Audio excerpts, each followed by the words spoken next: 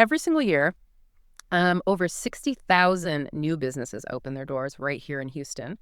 But, the data shows that almost all of them are making a pretty fatal mistake on day one, Yeah, they're completely invisible to like 97% of their potential customers. which is wild. Okay. So welcome to the deep dive. Today we are talking directly to you. You are in your 30s or 40s. You finally left the whole corporate grind and you poured your life savings into building a local B2C business. Right, like maybe a salon in Montrose or a daycare out in Friendswood or even a tutoring center in Katy. Exactly.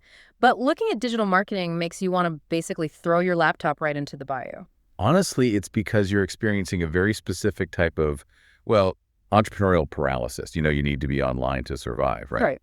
But the sheer volume of platforms and, marketing gurus and just conflicting advice, It's totally overwhelming. it is. It makes you want to shut the screen and hope for foot traffic. Yeah, I like to think of it like throwing the ultimate neighborhood block party. You've smoked the brisket for 12 hours, you've curated the perfect playlist, the lighting is immaculate, but You completely forgot to send out the invitations. yes, you're just sitting on your porch, staring at the street, wondering why literally nobody is showing up to eat your barbecue. That analogy cuts deep, honestly, because it highlights the massive disconnect between your daily operations and your digital visibility. Take a senior care provider in Sugarland that we looked at in our briefing documents. Oh, right. I remember this one. Yeah, so she had been open for 8 months, providing incredibly compassionate care. But get this, she only had 3 clients. And let me guess, they were all just from personal referrals. All of them, yeah. Yeah. Meanwhile, competitors who were offering like demonstrably lower quality care were getting dozens of calls a week. Wow. Just because they were actually visible? Exactly. Because she relied purely on word of mouth, she was a total ghost on Google. Okay, let's unpack this, because I know people listening are going to tense up right here. Isn't it just like an impossible game? What do you mean? Well, if I'm a single local owner, I am terrified of comparing myself to, massive national brands or corporate franchises. I mean, they have huge marketing budgets. I can't outspend them. But you don't have to outspend them. That's the thing. Local businesses don't compete on corporate budgets. They compete on community trust. Right. The goal isn't to blast the entire internet with your logo. The goal is just to capture the attention of the person living 3 miles away who desperately needs your specific service right this minute. That makes a lot of sense. So how do we actually intercept that person? Because if the core problem is invisibility, we have to start with the foundation. Absolutely. What is the digital equivalent of basically putting a sign in your front yard? The absolute foundation is your Google business profile. I mean, it is the single highest impact, zero-cost tool available to you, largely because 46% of all Google searches are explicitly local. Meaning they're typing in a specific location.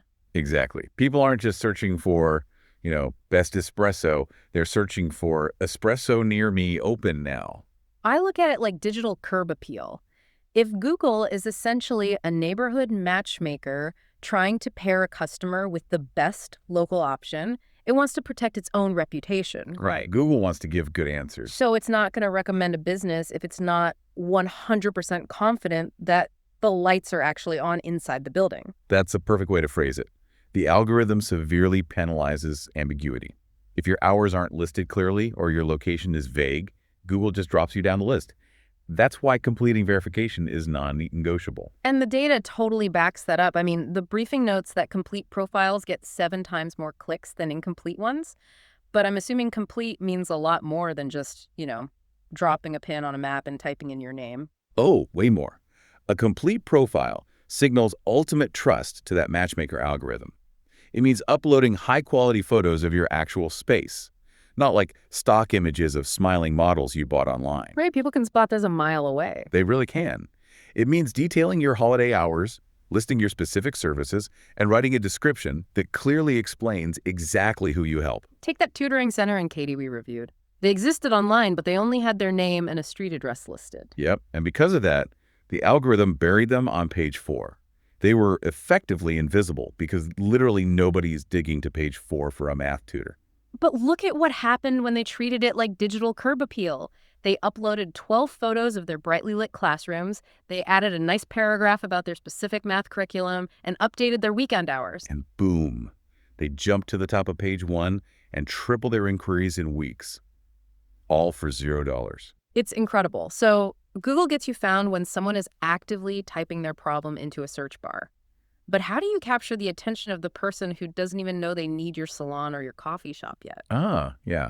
That requires stepping into their daily digital routine. And this is exactly where business owners usually burn out, right? They try to launch a presence on Facebook, Instagram, TikTok, LinkedIn, and X all on the same afternoon. Which is a huge mistake.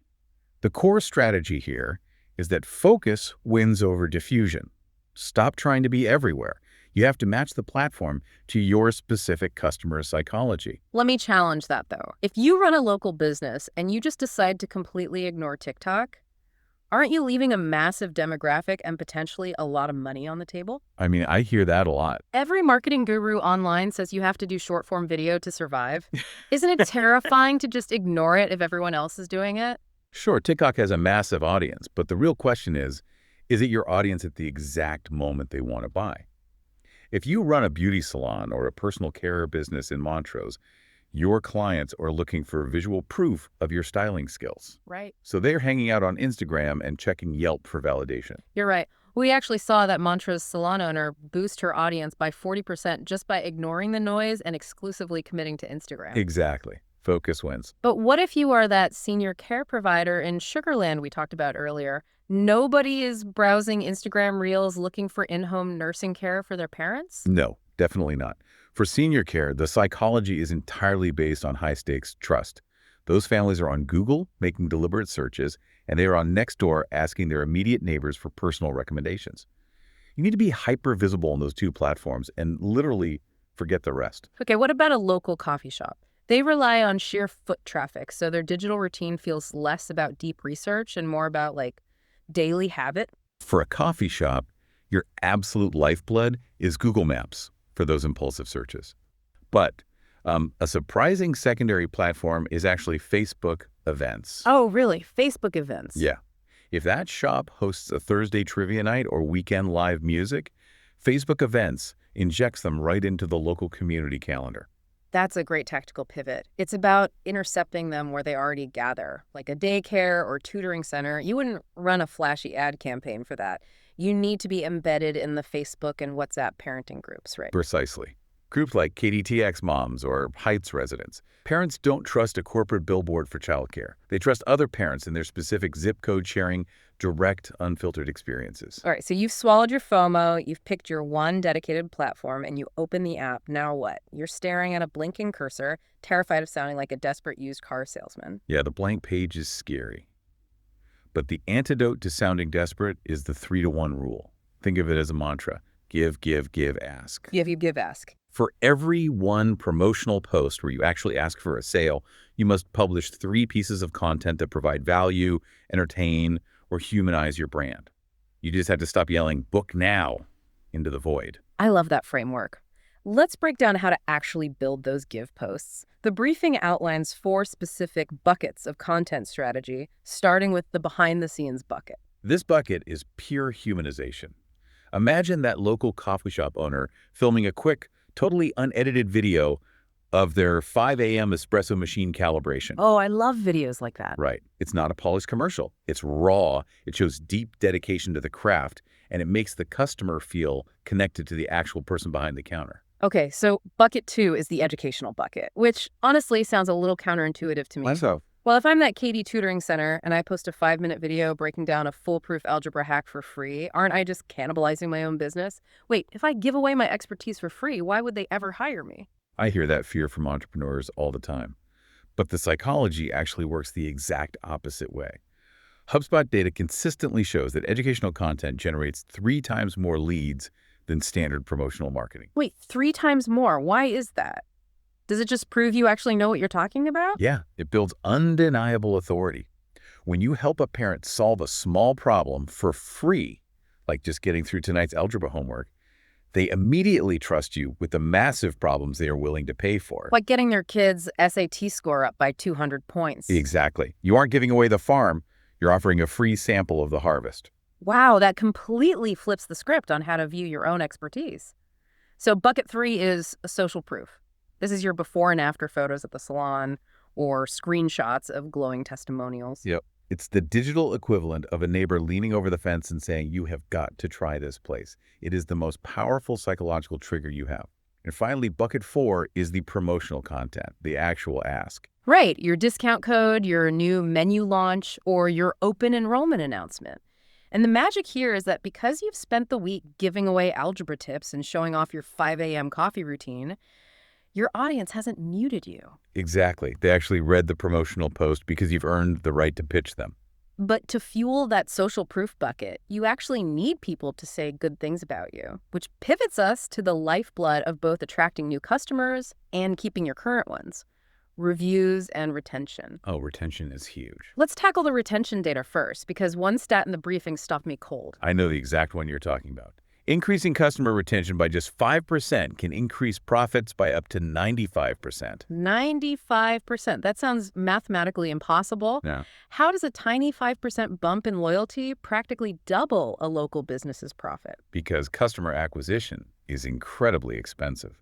Think about the money, the time, and the discounted first-time offers you spend just to convince a stranger to walk through the door that first time. Right. It costs a lot up front. But when that person comes back for a second or third visit, your marketing cost for that transaction drops to almost zero, meaning nearly all that revenue goes straight to your bottom line. So the smartest marketing strategy isn't just shouting louder to strangers, it's wrapping your arms around the people who already walked in. Beautifully said. And the best way to leverage those returning customers is to get them to write a review. I mean, the sources show 88% of consumers trust online reviews as much as a personal recommendation. 88%. Yet so many owners are just paralyzed by the fear of asking for them. They dread the inevitable one-star review from someone who just had a bad day. Which is going to happen. Nobody maintains a perfect 5-star record forever. But the data shows that responding to a negative review professionally, without getting defensive, actually improves your net rating over time. Yeah, because you aren't responding to the angry customer. You are performing public customer service for the hundreds of future prospects who are reading that interaction. It shows accountability. And when it comes to getting those positive reviews, timing is everything. Look at the Friends with Daycare example. They were stuck at 11 reviews for an entire year. Oh, this is a great example. They completely changed their timing. Instead of sending an automated email a week later, they texted a direct review link to the parents literally as they were walking back to their cars after a great tour. They captured them at the peak emotional high. Exactly. They shot up to 94 reviews and boosted inquiries by 60%, just from changing the timing. That highlights why SMS text marketing is such a powerhouse for retention and engagement. I mean, text messages have a 98% open rate, while email still has a fantastic return on investment, something like $36 for every $1 spent. SMS just drives immediate, undeniable action. You literally cannot ignore a text buzzing in your pocket. The Pearl and Beauty Salon proved that brilliantly. Oh, yeah, they had a completely dead Tuesday schedule coming up, right? Yeah, yep. And they didn't run an expensive ad. They just sent one text to their existing client list offering a quick special. It generated 14 bookings in 48 hours. 14 bookings. That's amazing. No complex graphics, no fighting the algorithm, just a direct line to people who already trusted them. Okay, so you have a polished Google profile acting as your curb appeal. You're posting consistent, valuable content using the give, give, give, ask framework. You have a system to capture reviews at the peak emotional high. Now, and only now, do you open your wallet for paid advertising? Yes. We need to underline this heavily. This is the non-negotiable rule of paid ads. You never, ever run ads until your foundation is built. So no jumping the gun. Right. Your Google profile must be complete. Your website needs to load smoothly on a smartphone, and you need at least 15 solid reviews. Because if you run ads before that, you are basically paying for a billboard that directs people to an abandoned house. They might click the ad, but when they see 0 reviews and a broken website, they're going to bounce immediately. You just set that cache on fire. Precisely. And when you are ready, don't get distracted by complex stuff like geofencing. Just stick to the proven basics. Start with Google Ads for high-intent searches. Right, like someone urgently typing senior care, Katy, Texas. They need that service immediately. Exactly. And for a local service, keeping your targeting tight to your specific zip codes means a budget of just $10 to $15 a day can work beautifully. Then you have meta ads on Facebook and Instagram, which are, better for pinpointing demographics. Like if I'm that mantra salon, I can use Meta to target users of a specific age within a 5-mile radius using a short 15 to 30-second video of a balayage treatment. Exactly.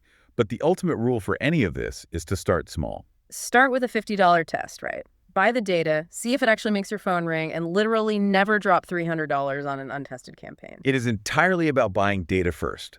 Once you know what messaging works for $50, you can confidently scale it up without guessing. Okay, we have covered a massive amount of ground. If I'm listening to this while driving to my shop right now, my head is spinning.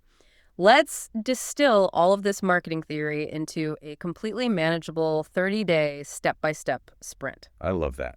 Let's break it down. Week 1, what are we doing? Week 1 is purely about laying the foundation. Don't worry about posting anything yet. Just complete your Google profile, verify that your website works perfectly on your mobile phone, and ruthlessly pick one social media platform to focus on based on your customer psychology. Permission to simplify. I love it. Okay, week 2, focus on proof and content. Draft a polite text message and send it to 5 of your most loyal long-term customers asking for a Google review. Then, post one piece of educational content on your chosen platform. Just one give. Perfect. Moving into week 3, we build consistency. Try posting 3 times using the buckets we discussed: a behind-the-scenes look, a piece of social proof, and a specific promotional offer. Also, join a local neighborhood Facebook group just to answer questions and be a good neighbor. Show up just to be helpful, not to aggressively pitch your services. Right. And finally, week 4 is evaluation. Set up a free MailChimp account to start collecting customer emails. And if and only if your foundation is totally rock solid, maybe run a targeted $50 Meta ad test to see what happens. It is a completely achievable sprint. It takes you from paralyzed and invisible to authoritative and connected in just 1 month. And honestly, the most important thing to remember is that you do not have to execute this in a vacuum. That is a critical point. SCORE Houston offers over 125 volunteer mentors completely free of charge. That's an amazing resource. It really is. These are seasoned executives and successful business owners who have navigated this exact terrain. They will sit down with you, review your Google profile, help you build that content calendar, and critique your website. They provide the objective, real-world perspective that is so hard to find when you're deep in the weeds of your own business operations. All you have to do is go to score.org to request free mentoring right here in Houston. Let's think back to that neighborhood block party we talked about at the very beginning. If you follow this 30-day sprint, you aren't just sitting on the porch hoping people smell the barbecue anymore. You've sent the invitations out, the porch light is blazing, and the entire neighborhood knows exactly where to find you. Ultimately, the biggest advantage you have over a massive corporate competitor isn't your advertising budget, it's your humanity. A national franchise simply cannot replicate local passion. So as you build this digital presence, ask yourself, how can you show up online as the exact same authentic, caring person your customers meet when they walk through your front door?